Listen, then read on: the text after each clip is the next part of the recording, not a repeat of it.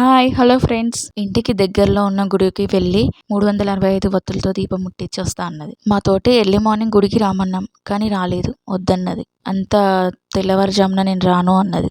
So అందుకే పొద్దున్నే లేచి ఇంట్లో దీపం పెట్టి నైవేద్యం ఇట్లా సమర్పించి, అమ్మ ప్రతిసారి 5 ఉసిరికాయల మీద దీపం పెడుతుంది.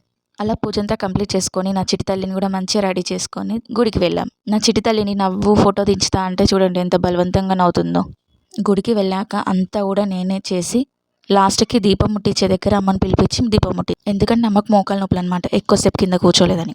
అలా దీపం ముట్టించేసి శివయ్యని కూడా దర్శించుకొని పక్కనే ఉన్న అమ్మవారిని కూడా దర్శించుకొని, ఈ వేప చెట్టుని నా చిన్నతనం నుంచి కూడా చూస్తున్నాను. కింద 2 కాళ్ళలాగా ఇట్లా సైడ్ నుంచి వస్తుంది. ఆ చెట్టుని చూడంగానే ఎప్పుడైనా భయపడేది ఇంకా అప్పట్లో కింద ఈ విగ్రహం ఉన్న దగ్గర పుట్ట ఉండేది. ఇప్పుడు ఆ పుట్ట ప్లేస్లో సుబ్రహ్మణ్య స్వామిని ఇలా విగ్రహం చేసి పెట్టారు. చాలా బాగుంటుంది ఇక్కడ ప్లేస్ మాత్రం. చిన్న ఉన్నప్పుడు ఈ చెట్టు దరిదాపుల్లో కూడా రాలేదు, మస్తు భయమయ్యేది, మామూలుగా ఇట్లా ఉంటాయేమో అని.